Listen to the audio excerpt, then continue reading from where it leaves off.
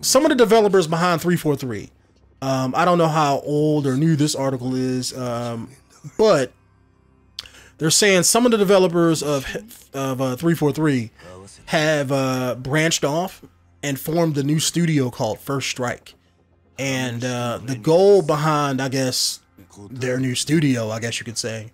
And I'm going to assume that branching off, I don't know if they're going to be separate, but I'm assuming that they're going to be owned by Microsoft. That could be wrong. I don't know the details or nothing like that. But what they're going to try to do is they're going to be focusing on making competitive multiplayer games. So I'm guessing maybe that's multiplayer only games. Maybe that's going to be multiplayer only shooters. Maybe they're thinking about making like a COD type game and where it's multiplayer only and just releasing that. It doesn't really say anything specific in the article. This is just saying that some employees branched off, they formed a new studio, and they're going to be making new IPs. So if this is Microsoft saying, hey, look, we need another studio to do some shit, this is good news for Xbox and Microsoft right now. However, this doesn't say if they're going to be, making multi-platform games. It doesn't get into specifics. This is just saying that some of the founders or some of the veteran developers behind Halo 5 are just going to be making new content. And they really do need this for Xbox and Microsoft right now. Because, like I said before, Phil Spencer is giving them their... I'm not going to say their business strategy, because I'm sure they got other people for that. But if what he's saying is true about them focusing on third parties, that's a scary proposition, because now you're going to have everybody jumping to your competition. You have to give people a reason to buy Xbox. I know every time I talk about the 360 and Xbox One, I keep saying that. Software drives hardware, not the other way around. It's been that way. It will always continue to be that way. You can have the greatest, fastest console in the world. Don't mean shit if you don't have nothing to play on it. Just saying. Prime example. I'm not saying they don't have nothing to play, but look at PC.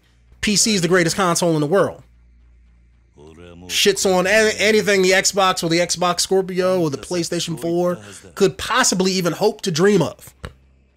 But... it costs a lot of money. You know what I'm saying? It's not as valuable or it's not as cheap as a console, so they lose part of the market. Same difference. A lot of hardware, but to get people to the point where they can buy your software to play on it, they don't got it. It's not cheap. So it's one of those situations where that's why you need first-party games, because they have to push consoles. You have to sell consoles. And there's a lot of people out there who may look at the Scorpio and be like, I barely turn on my Xbox One as it is. Why would I go out and get a Scorpio? There's no reason there. You know what I'm saying? Now, if they came out and be like, yo, we got Halo 6. We got like the next Gears game coming. We got like 15 to 20 different original titles, some sequels, some reboots, a lot of different new IPs. That's different. Because now you're giving people all these games to be like, you know what? I may not like Halo, but I like this other game. Or I may like Gears, but I don't like this other one. So now you're building a community for your platform. You know what I'm saying? Again, and that drives console sales. That's why you need first-party titles and things like that to push that, those sales. Because otherwise, your console's not going to sell. That's just the reality, the reality of it. And, maybe that's what this new studio is designed to do. Maybe this is like Microsoft trying to... Dude, how they just gonna put me in a room with like 20 dudes? Like, what is this, like a bisexual porno gangbang video or something? Like, seriously. But, alright, we might have to change up things here. Hold up. Alright, hold on a sec. Group shots. Alright, next. Up, pick up the sofa. But like, yeah, Microsoft, I mean, they got to do something. And like I was saying, maybe this is their way of like, they're reading like, okay, look, we need, first party games. And maybe this is a way of, doing that. Maybe they're trying to, cut things off before it happened. Maybe they did you just really trip, dude? maybe they're realizing like, okay, look, we need first party games on our console, and this is just them trying to, you know, in a couple years maybe they'll have a few first party games and stuff like that, so they won't run into this problem. That's what I think they're doing. I mean, if they were smart, that's what they should be doing. So that, you know, that's all I think this is, and I'm just hoping they come out with decent games. I don't want to see like a shittier version of like Call of Duty or like a syndicated single player type game that's just complete garbage and, you know, secondhand. You know, I want them to come to the table and make something decent like Titanfall 2, or kind of like how Red Barrels did Horizon Zero Dawn. You know, that's what I want to see. I want to see them come to the table. No, I think Red Barrels made Outlast. I'm sorry. Kind of like, you know, prime example, how Red Barrels did Outlast 1. Yeah, I can still use that as an example. but yeah, like kind of like how Outlast 1 came out, and it was like, okay, yeah, it doesn't really change anything from what somebody else did before, but, you know, it did, you know, kind of set the stage for itself. You know what I'm saying? That's what I hope that you know, that they come out with. They got to do something, and I think that's the best way that they could do it. I mean, because unless developers, they're not going to get the money from, or they're not going to be able to pay, developers money to get them, you know, on their side, like how they did with last gen. It's like that because they don't own the market no more, so it's just one of those things where they have to wait until next gen and get some of the market back on their side, and then they can come out with. Oh, dude, trying to sneak up on me.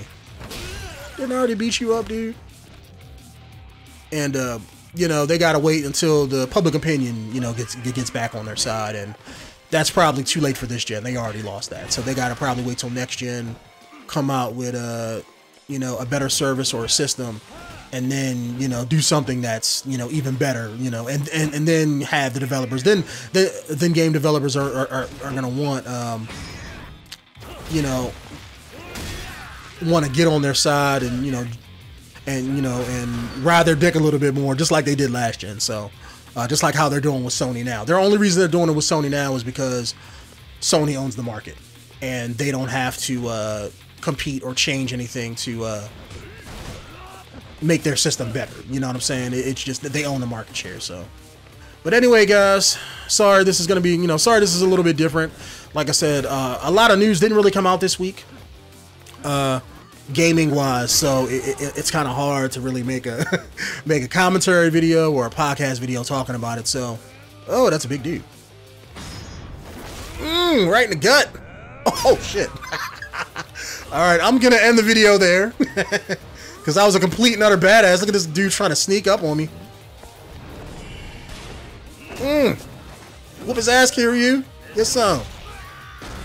That's why I wanted to play this game. Like I'm still debating whether I'm gonna do an LP to this game, because it's like I really do.